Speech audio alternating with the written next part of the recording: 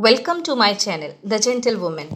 आज़ादी मनुष्य की सबसे प्रिय वस्तु है और वह हमेशा आज़ाद रहना चाहता है, परंतु वो अपनी ज़रूरतों के कारण अपने काम से बंधा रहता है।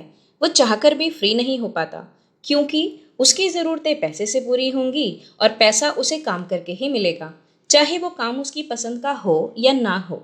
कई बार उसे मजबूरी में काम करना पड़ता है, जो काम उसे बिल्कुल भी पसंद नहीं है, लेकिन चाहता वो आज़ाद ही रहना है।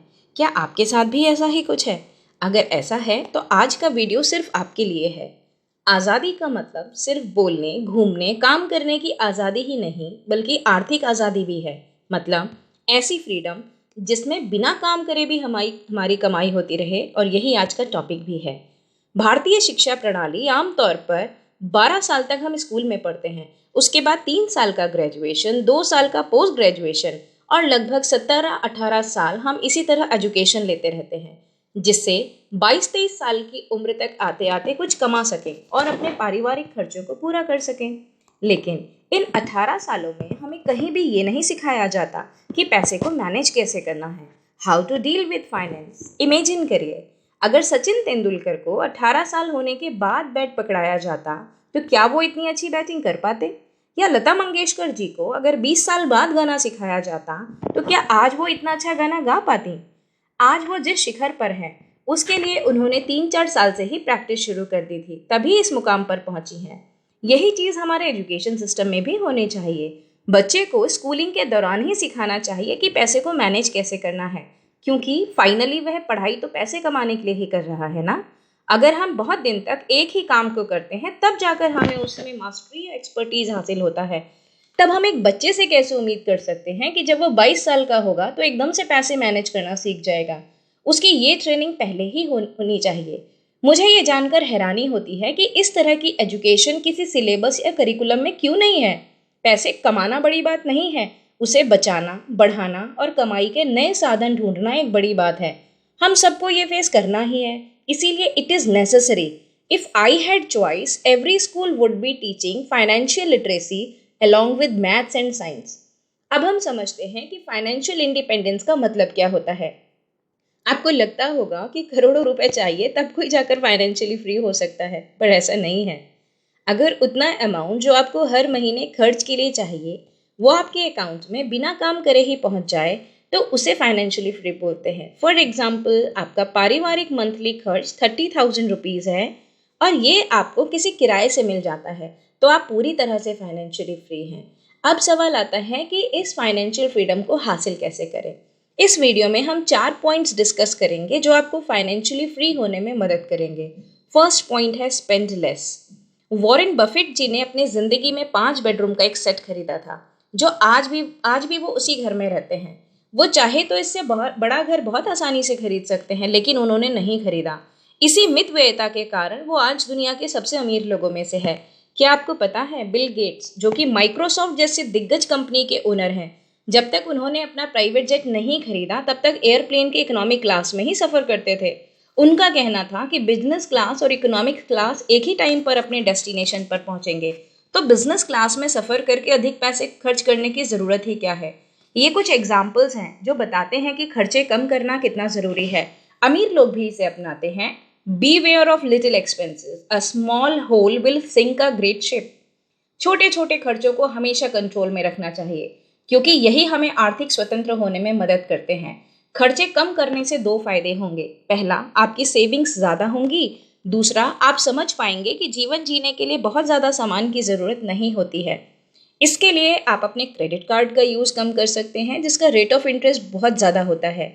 सामान उधार खरीदना कोई समझदारी नहीं है, इसीलिए वही सामान उधार खरीदे जो बहुत ज़रूरी है। हमें अपनी नीड्स और वांट्स में डिफरेंस पता होना चाहिए। नीड्स वो खर्चे हैं जो सर्वाइवल के लिए ज़रूरी हैं, जबकि वांट्स हमें कंफर्ट देते हैं। लाइफ में हमें कई बार लोन लेने पड़ते हैं, जैसे home loan, car loan, education loan. कोशिश कीजिए कि आपका सबसे पहला टारगेट कर्ज मुक्त होना है, तभी आप फाइनेंशियली फ्री हो पाएंगे। अपने लोन्स को कम होते देखना आपको मोटिवेट करेगा। याद रखिए, every time you borrow money you are robbing your future. Second point, savings. Save money and money will save you. Saving financially independence की डायरेक्शन में एक स्ट्रॉन्ग पिलर है। आपकी आज की सेविंग्स फ्यूचर में आपको बेहतर रिटर्न्स देंगी। हर फील्ड में सेविंग करने की कोशिश कीजिए, जैसे घर का इलेक्ट्रिसिटी बिल कम करने की कोशिश कीजिए। इलेक्ट्रॉनिक अप्लायंसेस का प्रॉपर यूज करके हम इसे आसानी से रिड्यूस कर सकते हैं। एसी का कम प्रयोग, गीजर का 10 degree come temperature, computers of कर दें। इसके अलावा एसेसरीज को इलेक्ट्रॉनिक कंजर्वेशन मोड पर रखकर भी हम ये खर्च कम कर सकते हैं। रेड लाइट पर ऑटोमोबाइल को ऑफ कर देना, घरेलू खर्चों के लिए बजट बनाना और उसी हिसाब से खर्च करना, अननेसेसरी स्पेंडिंग या खर्चे ना करना। घर का छोटा मोटा घरेलू काम आप खुद कर सकते हैं, जैसे वॉल पर पेंटिंग, रिपेयरिंग ऑफ क्लोथ्स, खुद ही इलेक्ट्रॉनिक आइटम्स को सही कर लेना। यह सब करके आप काफ़ी सारा अमाउंट सेव कर सकते हैं। कहने के लिए ये बहुत छोटी छोटी बातें हैं, लेकिन जब आप इन्हें अपनी प्रैक्टिकल लाइफ में यूज़ करेंगे तब आप पाएंगे कि थोड़ी थोड़ी सेविंग्स भी आपके लिए एक अच्छा अमाउंट क्रिएट कर देते हैं। महंगे खर्चों से बचें। वह चीज़ें ना खरीदें जिनका हमारे जीवन में ज़्यादा महत्व नहीं है, जैसे महंगी wall clocks, show piece items. Do not save what left after spending, but spend what left after saving. Third point, investment. Investment is the key to financial freedom. ये नेक्स्ट स्ट्रॉन्गेस्ट पिलर है। आप जितनी भी savings करते हैं उन्हें घर पर रखना समझदारी नहीं है, इन्हें इन्वेस्ट कर देना चाहिए। इसका मतलब इनको कहीं लगा देना चाहिए। इसके लिए आप रियल एस्टेट में इन्वेस्ट कर सकते हैं, जैसे कोई लैंड, बिल्डिंग, ऑफिस या प्रॉपर्टी खरीद सकते हैं जिसकी वैल्यू टाइम के साथ इंक्रीज होती रहेगी और आपको किराया भी आता रहेगा। स्टॉक मार्केट भी एक अच्छा इन्वेस्टमेंट ऑप्शन है जो टाइम के साथ आपको अच्छे रिटर्न्स देता है। इस मार्केट में आप म्यूचुअल फंड्स, इंडेक्स फंड्स में भी इन्वेस्ट कर सकते हैं। गोल्ड में इन्वेस्ट करना भी एक अच्छा ऑप्शन है। बिना इन्वेस्टमेंट सेविंग की कोई इंपॉर्टेंस नहीं है। फोर्थ पॉइंट है पैसिव इनकम।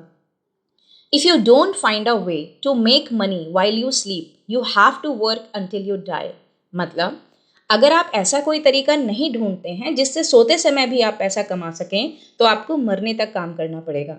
पैसिव इनकम एक तरह की कमाई है जिसमें एक ही बार एफर्ट्स करना पड़ता है, उसके बाद कमाई जीवन भर होती रहती है। चाहे आप घूमने जाएं या सो रहे हों, तब भी एक निश्चित अमाउंट आपके बैंक में आती रहेगी। ऐसा कौन इंसान होगा जो ये नहीं चाहेगा कि इस तरह की इनकम कमाई जाए। बहुत सारे लोग सोचते हैं कि ये पॉसिबल ही नहीं है, लेकिन ये पूरी तरह से पॉसिबल है। इसका महत्वपूर्ण सोर्स रियल एस्टेट मैनेजमेंट है, जिसमें प्रॉपर्टी, लैंड, बिल्डिंग में इन्वेस्ट किया जा सकता है और इस प्रॉपर्टी को किराए पर देकर एक नियमित इनकम कमाई जा सकती है। इसके अलावा आप कोई वाहन खरीद सकते हैं, उसे किराए पर देकर रेंटल इनकम जनरेट कर सकते हैं। इसके अलावा स्टॉक मार्केट में इन्वेस्ट करके भी आपको एक निश्चित इनकम आती रहेगी जिसे आप डिविडेंड बोलते हैं। इस मार्केट में रिस्क भी है। जिन्हें इस मार्केट की पूरी नॉलेज नहीं है वो म्यूचुअल फंड्स या इंडेक्स फंड में भी इन्वेस्ट कर सकते हैं। इसके अलावा इंटरेस्ट या ब्याज भी पैसिव इनकम का बहुत अच्छा सोर्स है। आप आपके उपलब्ध पैसा किसी को उधार देकर उस पर ब्याज कमा सकते हैं। इससे आपका पैसा भी सुरक्षित रहेगा और उस पर नियमित ब्याज भी आता रहेगा।